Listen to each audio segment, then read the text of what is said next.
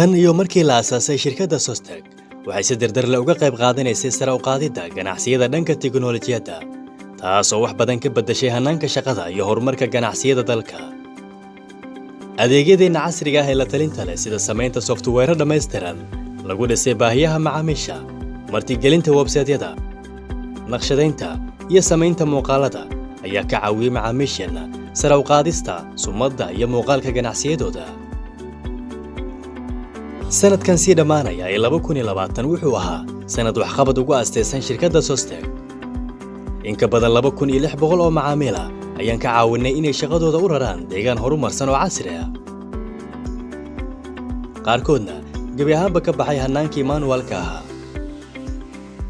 waxaan sameynay adeegyo cusub oo dhowr ah sida COVID-19 platform oo ah software-ka lagu maamulo caabuqa COVID-19 kaas oo ay adeegsadaan dowladda federaalka Soomaaliya, dowladaha xubnaha ka ah dowladda federaalka iyo shirkadaha gaarka loo leeyahay ee haysta ruqsadda baarista COVID-19.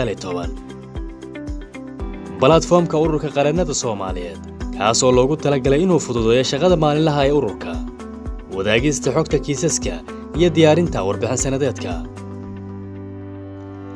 iDurdur Clinic waa software loogu talagalay xarumaha caafimaadka si loogu maareeyo xogta bukaan socodka, bukaan jiifka, farmashiga, shaybaarka, ballamada dhakhaatiirta iyo qaybta maamulka iyo maaliyadda. waxaan dib u casriyeynay adeegyadeena sida deegaan software oo ah software dhammaystiran oo loogu talagalay hoteelada iyo maqaayadaha lehna sistem xisaabeed aad kula socon karto dhaqaaqa xisaabtaada.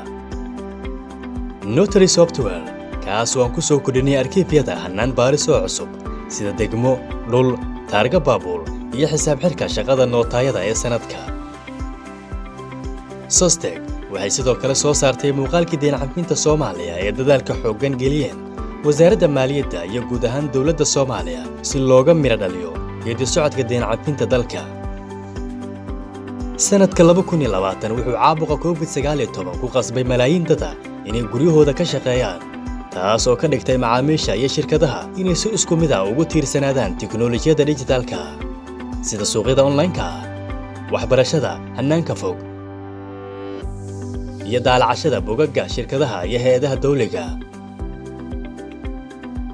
ahaanshiyaha shirkadda ugu weyn ee tiknoolajiyad ka shaqaysa Soomaaliya laguna maamusay doorkeeda haysatana abaalmarino caalami ah, Sostec waxay xaqiijisay inay tahay hay'ad firfircoon oo kaalin weyn ka qaadatay isbeddelka dhinaca tiknoolajiyadda Soomaaliya.